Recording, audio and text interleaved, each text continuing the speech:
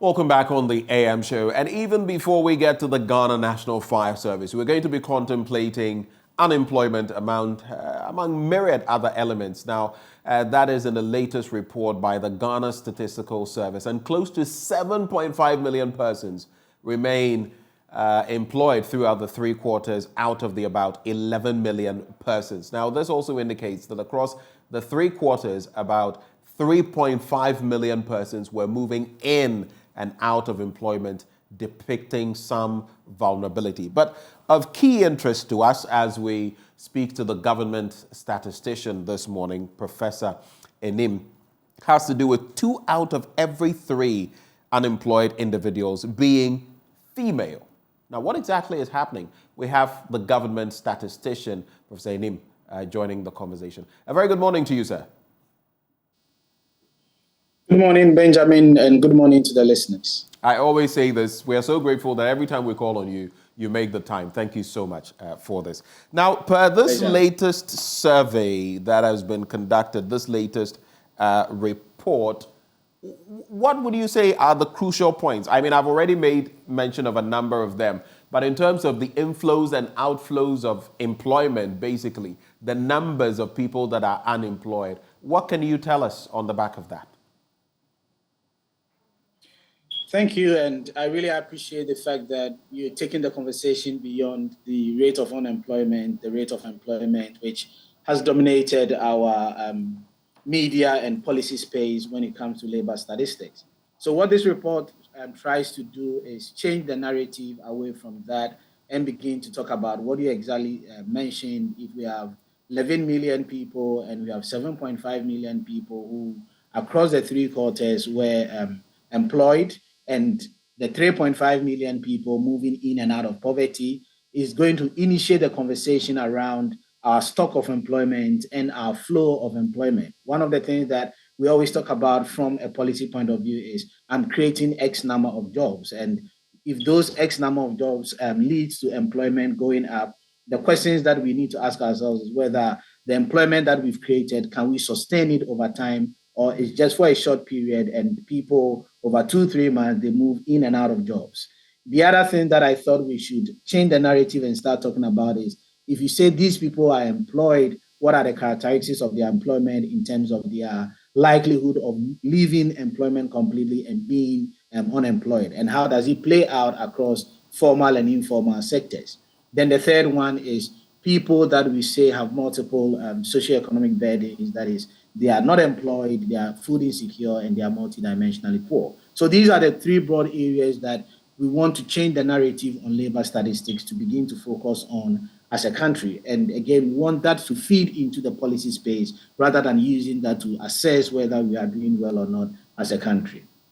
Now, since you've already started talking about the multidimensionally poor, the UN started provoking us, so to speak, last year on the back of same. In fact, it made mention of the fact that on the back of COVID-19, a lot of Ghanaians, many more, had fallen into that bracket of multidimensional poverty. But per this report, the annual household income and expenditure 3rd quarter labor force report, you say that over 1.7 million Ghanaians, representing 13.2% of the labor force, were unemployed, with some unable to find jobs, unable to find food to eat, and being multidimensionally poor. Someone may ask, what exactly does all of this mean?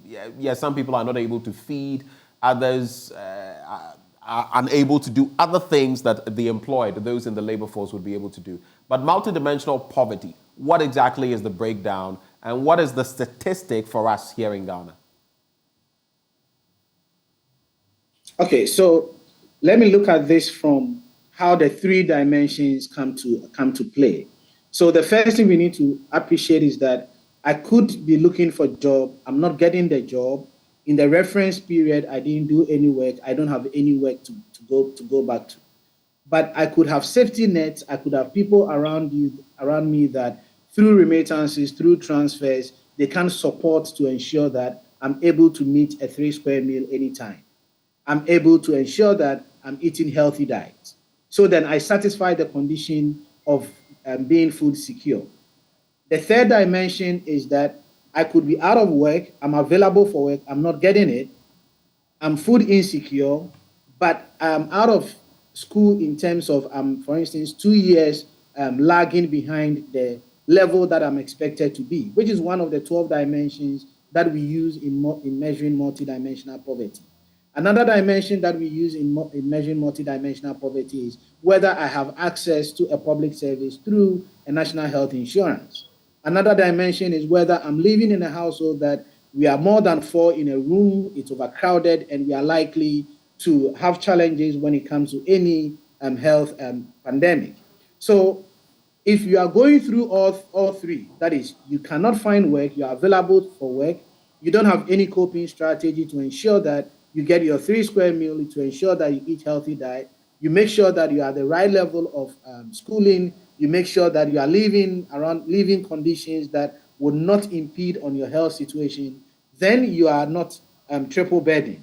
But if all the three are negative, i.e., you are not employed, you are food insecure, and you are multidimensionally poor, then it becomes a challenge, and we say you are triple burdened. The conversation around poverty, again, hitherto has focused on consumption poverty, consumption expenditure poverty. So we say that how much do I spend a day? How much calories do I need to ensure that I'm living a healthy life?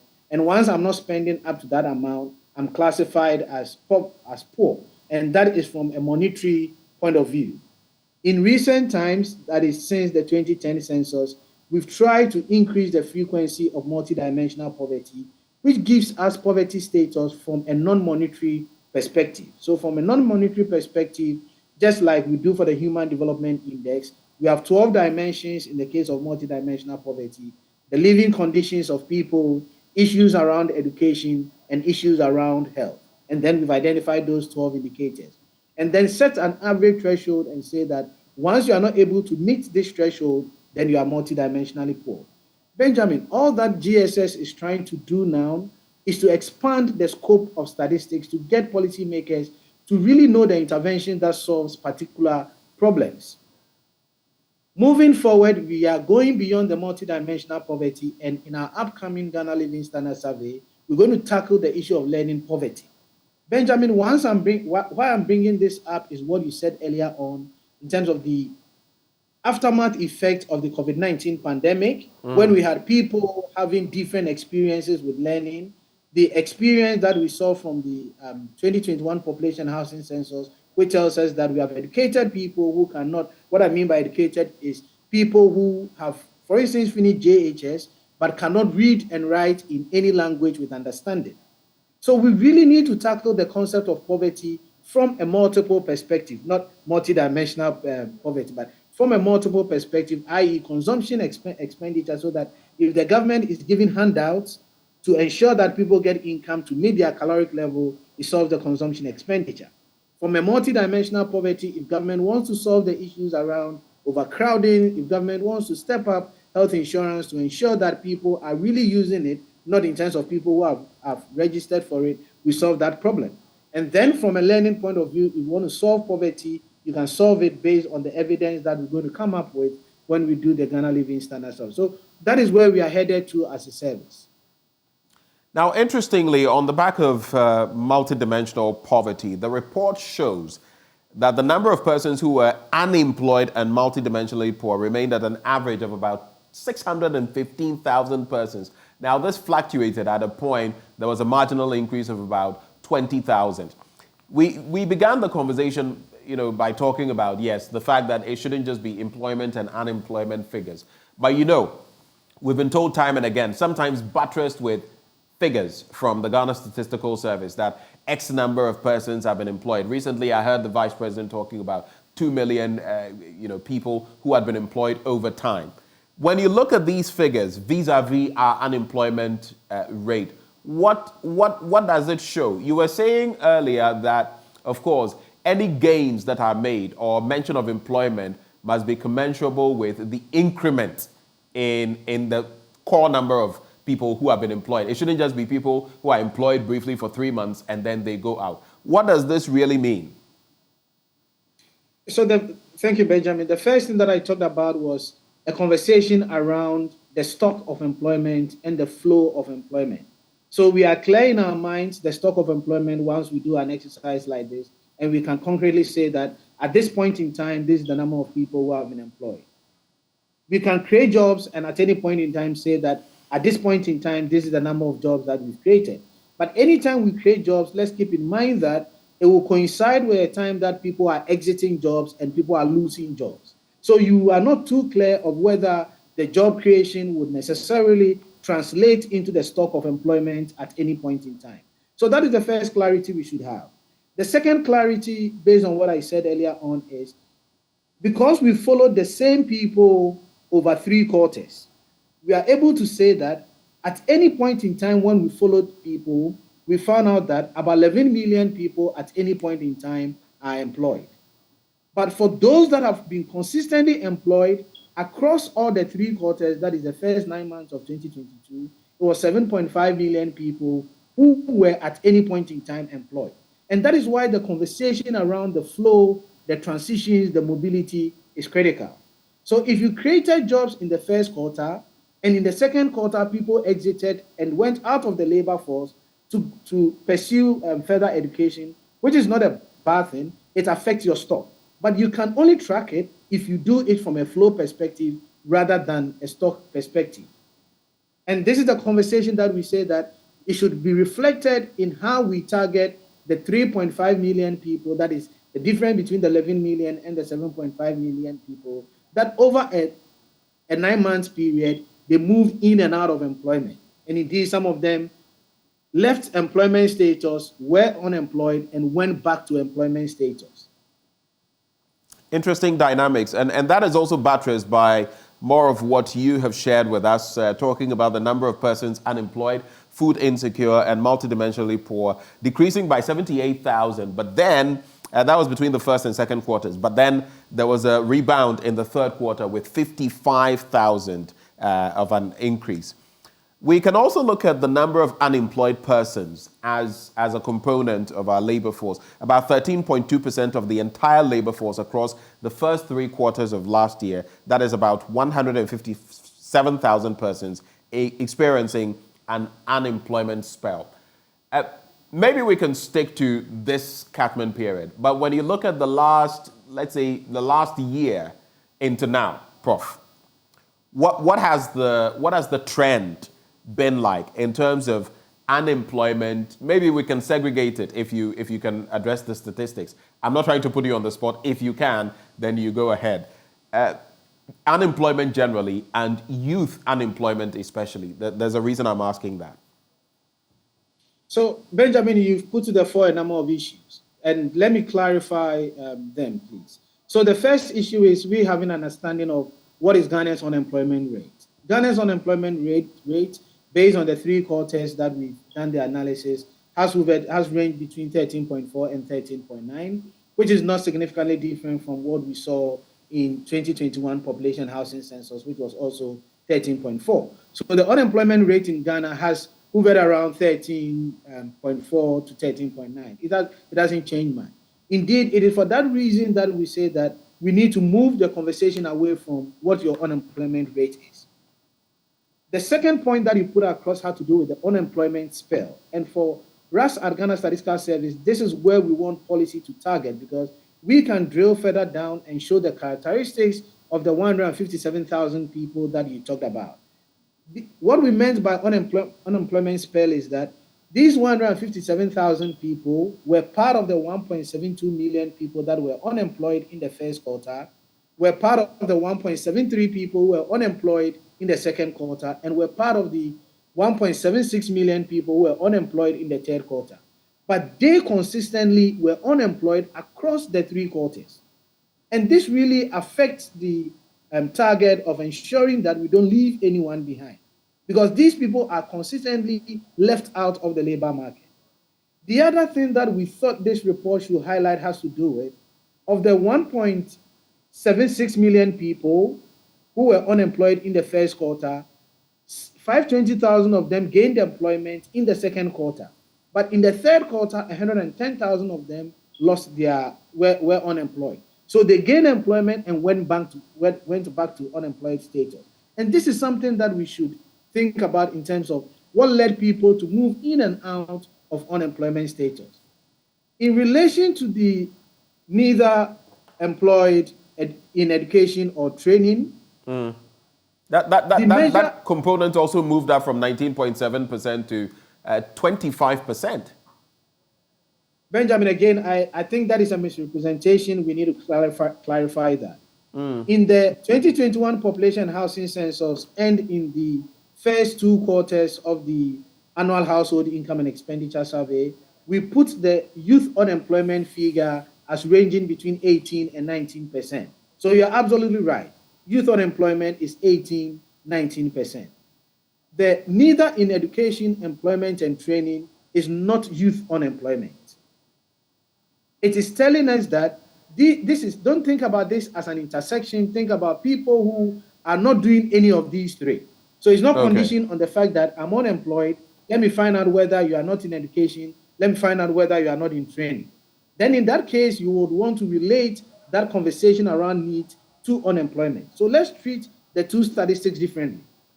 The neither in education, employment, and training is saying that if you are between the age 15 to 35, you should be doing one of these things. You are either working or you are in education or training. So the measurement for that is we take the youth population 15 to 35 and we ask you, are you in employment? If you are not, we take you out. We ask you, are you in education or training? If you are not, we take you out. Then we divide that by the youth population.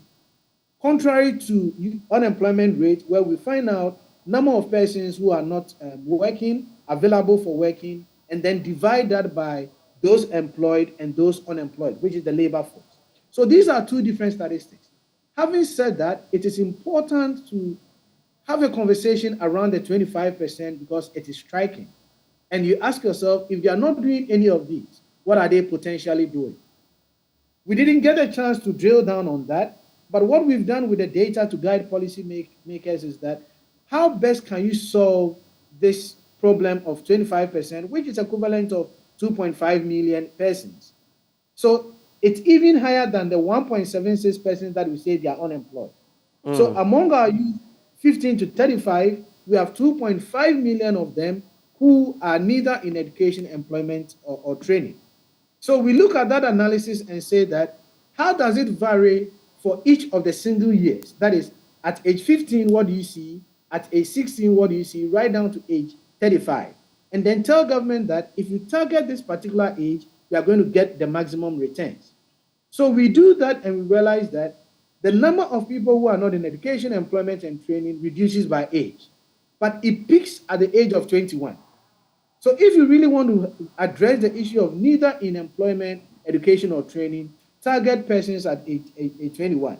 And then one of the hypothesis or what we summarize is that it's possibly the transition period from school to work. So then we need to begin to think about interventions around that transition from school to work, given that it peaks at age 21. Interesting points. You keep saying that for some of the data, you couldn't go further beyond the point you went. What is keeping you from going further? Is it funding? What is it? I just want to get a grasp of that. No, it's not funding at all. It's simply the amount of data that you would want to put out at any point in time. You would agree with me that these statistics are pretty new to us. We are now talking about mobility, vulnerability, triple burden. So we just felt that you better do it in a piecemeal way so that people get a better appreciation of it.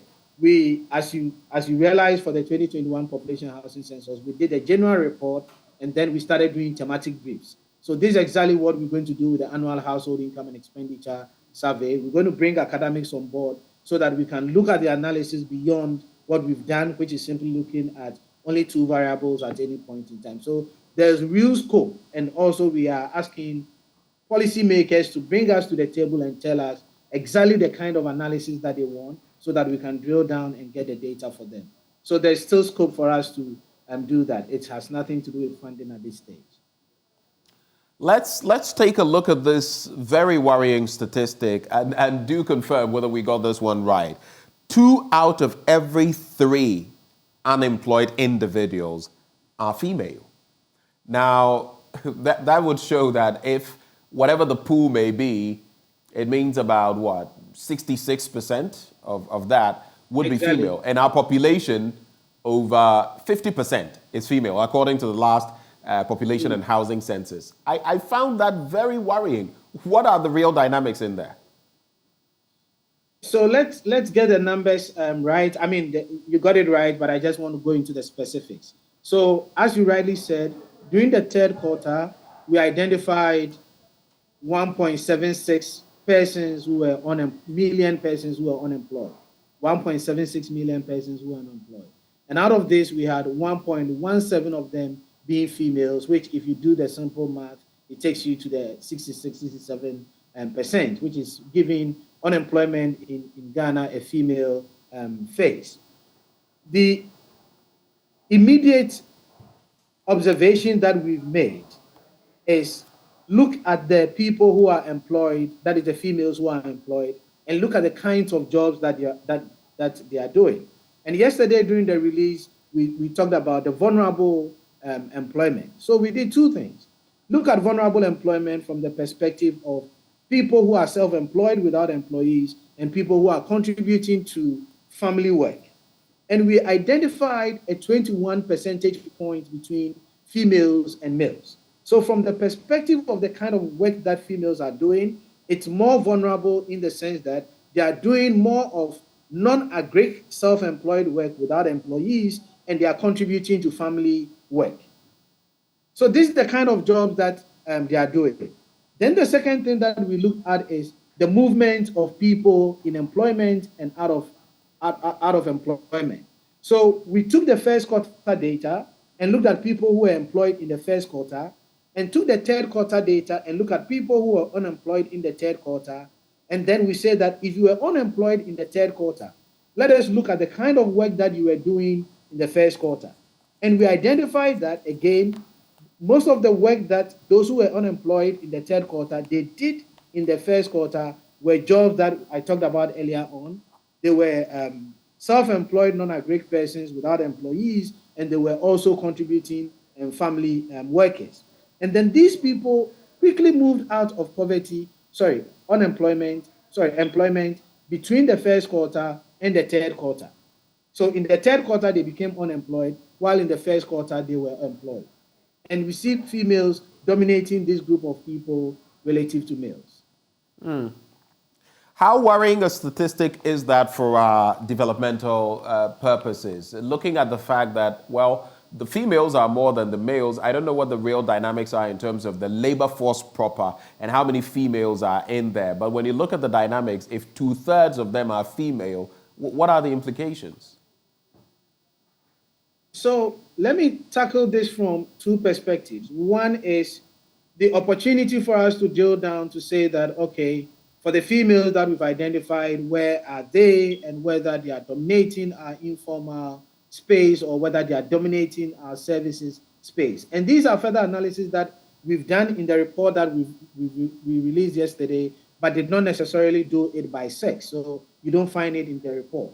But one of the things that we all expect to see is that we're going to find more females in the services sector because our services sector is dominated by trade. We're going to find a lot of our females in our informal sector. So the sector of their employment might be contributing to that. So this is lending itself to a conversation on, as a country, which of the sectors do you want to see it drive the economy, and our agenda towards formalizing what we currently see in the informal sector. And in an earlier discussion, I did indicate that the informality simply means is that we don't have a hold of what we are doing, we don't know where they are, and we are not too clear of exactly the extent to which they are contributing to our development trajectory. So if we really want to get a hold of this and address the issue of female, we should get more understanding about their characteristics from the perspective of the sector that they are working and from the perspective of the formal and informal economic sector that they are engaged in. Benjamin, what we are seeing in terms of the mobility quite explains the fragility of our GDP that we've experienced since independence. If you look at our GDP since independence, it has hardly followed what we call a steady state path. We've seen a lot of peaks and troughs with our GDP. And now, once we are looking at the data from the micro perspective, this is exactly what we are seeing. So even in terms of employment, we are seeing that fragility. We see where we have a lot of gains, as you rightly said. We have 78,000 people leaving the triple burden category, and in the next quarter, another 55,000 people going back. So we're seeing fragility, vulnerability surrounding both our microeconomic indicators and our macroeconomic indicators. So the conversation now should be, how do we ensure that we make small gains, but have an increasing gain over time? Small gains, but sustainable ones. Those are the steps we need. To wrap the conversation, so according to what you told us, 7.5 million persons remained employed through the period that you assessed out of the about 11 million persons employed in each quarter. That would give a deficit of about, what, 2.5 million. And you say this indicates that across the 3 quarters, about 3.5 million actually were moving in and out of employment, depicting vulnerabilities. But a crucial point you made in there, which you have just sort of re-echoed, is that the purpose for this data collection is not just to add to the statistics, but to shape policy. What are your expectations, Prof, on the back of this data you've put out? It paints a picture when it comes to employment, unemployment, multidimensional poverty, and of course, like we've seen, the disaggregation of male to female unemployment. What is your hope having put out this information? I really look forward to some specifics going forward. The first has to do with our conversation around vulnerable employment. Benjamin, if you pick our coordinated program for economic and social development policies, the agenda for growth, it highlights the issue of vulnerable employment.